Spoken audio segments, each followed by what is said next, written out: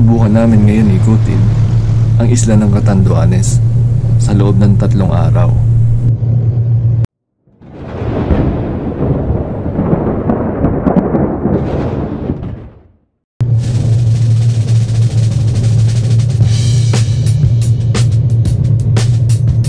Madilim pa nang umalis kami sa bayan ng Ginubatan.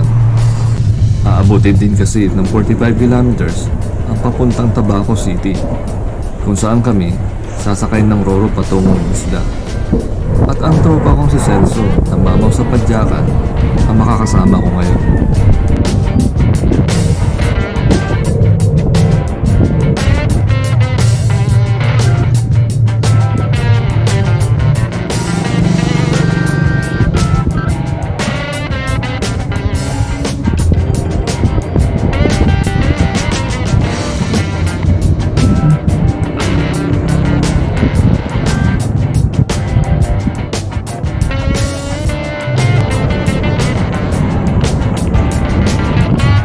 Alas 7 na kami na makarating sa Tabaco Pier.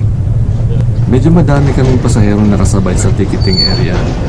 Buti na lang, agad kami nakabili ng ticket para sa biyaheng 7 AM papuntang San Andres.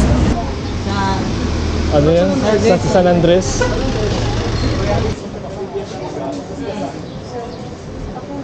Okay na po?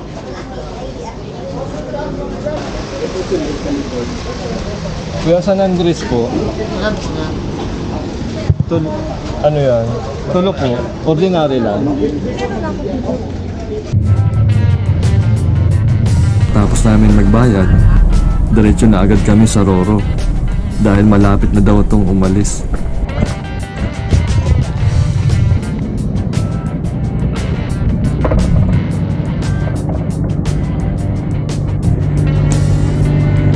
Makakasama din pala namin ang isa kong kaibigan na nature documentaries, YouTube vlogger na si Cel.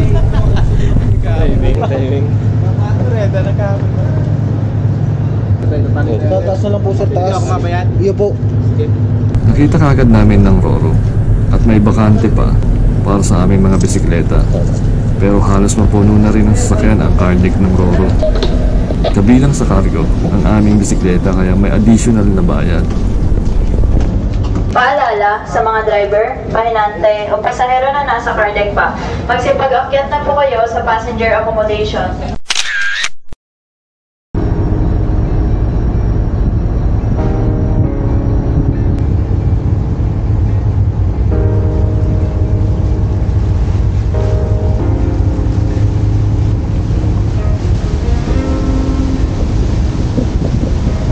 Mahigit 3 oras inabot ang pagtawid namin ng dagat patungong isla. 10:30 AM, nakarating din kami ng San Andres Port. Pagbaba ng Roro, sabay hanap na din ng makakainan para sa maagang tanghalian.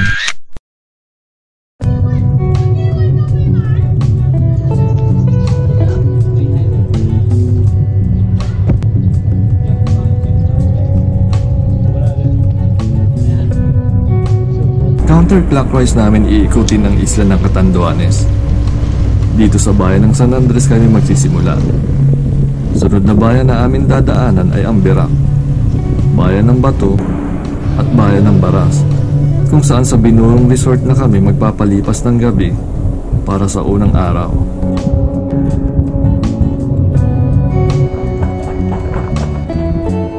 Pero bago namin marating ang bayan ng Birac, pinaramdam na kagad sa amin ang mga panimulang ahon sa rotang to. Pero kahit papaano, may mga pambawi naman. May mga magandang tanawin din kaming nadadaanan.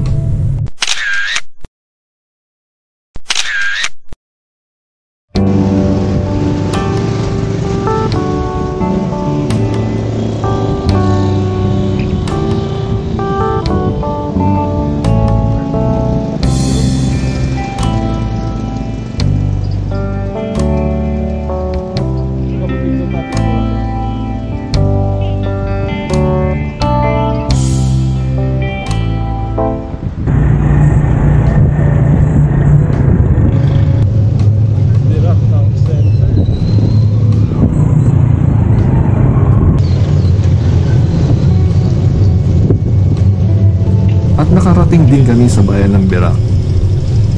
Konting pasyal-pasyal muna, picture-picture, daan sa boulevard, at konting pahinga.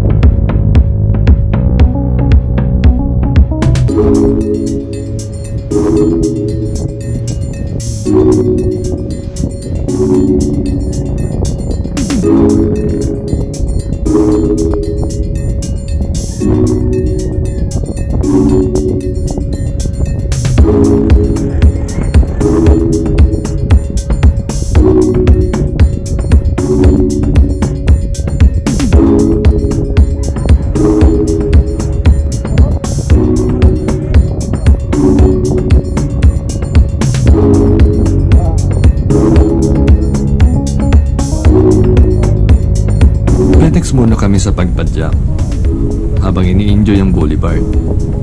Langhap ng sariwang hangin dahil expected na namin isang damakmak pang mga ahon na nag-aabang sa amin sa unahan. So dito na kami sa Bato Catanduanes, boundary ng Birak saka Bato.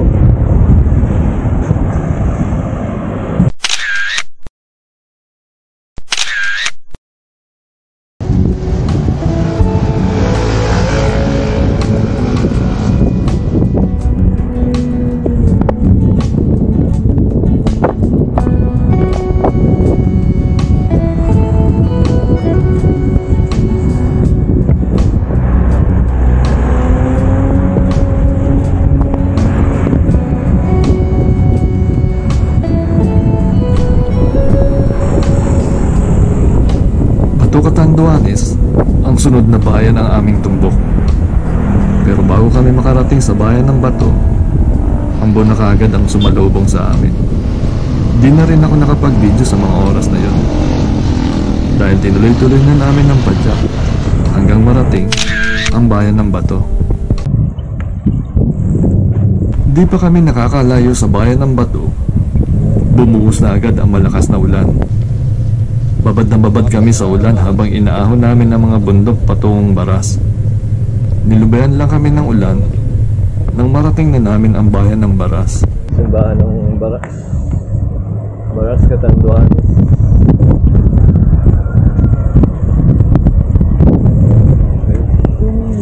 At basang-basa na kami sa ulan.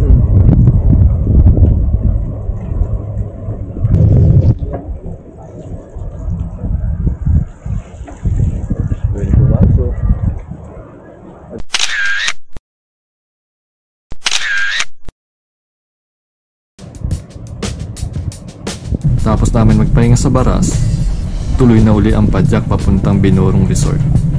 At may isa kaming siklistang nakasabay na pauwi na sa kanila. Nagtanong-tanong na din kami kung saan pwedeng dumaan papuntang Binurong Resort.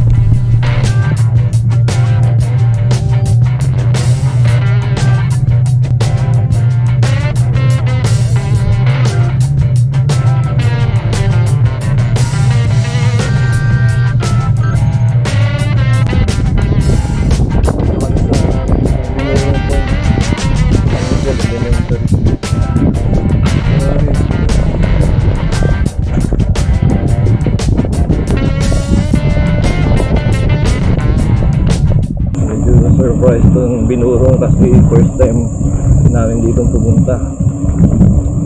So malalaman natin kung ano itsura niyang Binurong. Ay.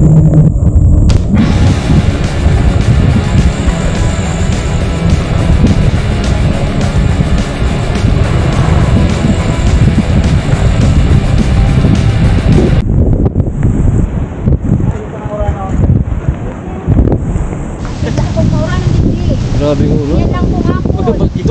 Bagyo. Wala na po ang entrance.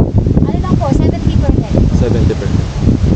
Pag sa cottage po, Yun lang nga, sir. Offer po kay sir 500 sa inyo na pong tatlo. Tulog na po kami. May kurente dyan. Mura lang yun. May CR. May tubig. kompleto na pala. Para akit lang kayo sir ng madaling araw para sa inyo. Diyan po tayo dali. Diyan sir ang daan. Alas 4 na ng hapon nang marating namin ang Binurong Resort.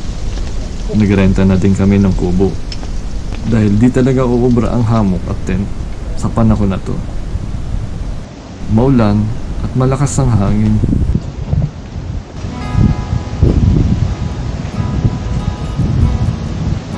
Ay, bawi na lang sa kape. Sobrang lakas ng hangin.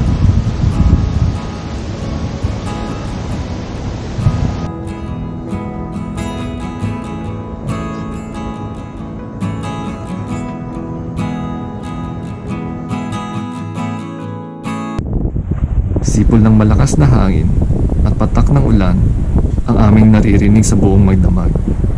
Animoy, binabagyo na kami dito sa Binurong. Pero salamat sa Diyos, kahit papano, nakapagpahinga pa rin kami ng maayos at handa na uli para sa ikalawang araw.